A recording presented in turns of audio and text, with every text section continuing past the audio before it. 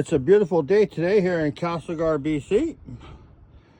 I just got that and backup wheels and all kinds of stuff in there, polishing discs for 45 bucks. And it's so sunny. There's my new welder sitting back there, waiting to be done. I got to hook up the original vacuum pump. I put an electric pump on. I thought it was the pump was screwed. So yeah, so geez, it's so nice out. There's my beams I was telling you about. I cut that big frame apart a while ago. Those are 8-inch by 5-inch, I think, flanges, I-beams. And that there, that's waiting. I noticed I spelled my last name wrong. Look at that. I learned at a room that Ready Rod was in the way. Screwed me up. Oh well. Anyway, everyone, hope you're having a good day.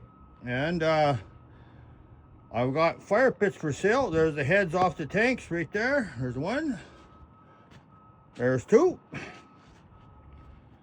There's three. And there's four right now. And I'm going to get one more. I got to cut that one off of that one there. I'm going to show that as a video to show what you do with the tanks that are. This is a tank that's not been touched yet.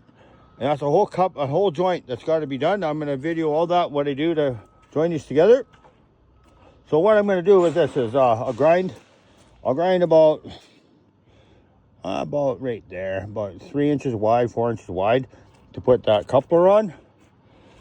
And because that coupler is not long enough, because I cut these tanks in half and then cut the tank and the straight section in half for a coupler, won't fit, but that's okay. We'll have a bulkhead here. Coupler go on. I'll cut this one off, maybe about 6 inches or so, because I just squeaked this on there with the last one.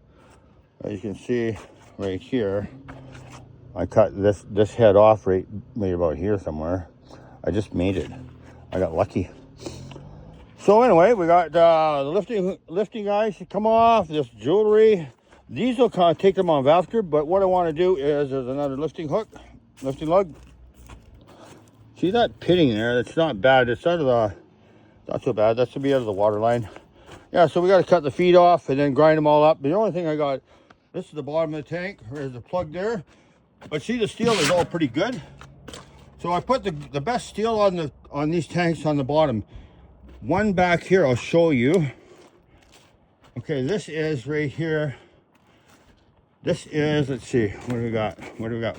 Okay, here's the bottom right here. See, good steel, all through here on the bottom part, right? So you want to select your best steel with no pitting. That one I still got to do that plug. But see, there's a little bit of rust here. It's not bad. It's not deep or nothing, right? And this silver one is a beautiful metal. It's like no rust on it at all. So now we go to here. Okay, so this is the top, okay? The top I selected with all of these fittings so I don't have so much plugging to do.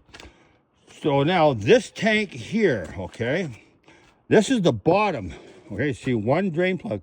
This is the bottom, but this pitting is horrific. So this is the bottom, but I put it on the top. Put the rustiest part in the top. And this Rima, see, nice metal, okay? Now I'll show you. Let's go around. I did this experimental cleanup with trim lead. It seems to have taken like really nicely. So let's go look over here. Now, this is the bottom, okay? Yeah. Okay, so now see the rusty tank that I put, the really bad rust. See, you can see how pitted it is. It's actually horrific.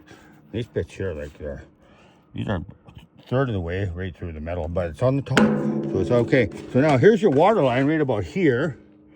Oh, sorry, I should get the goddamn camera right. Okay, the water line's right about here, and so there's the bottom right there, and so it's all good metal, okay? All good metal on the bottom.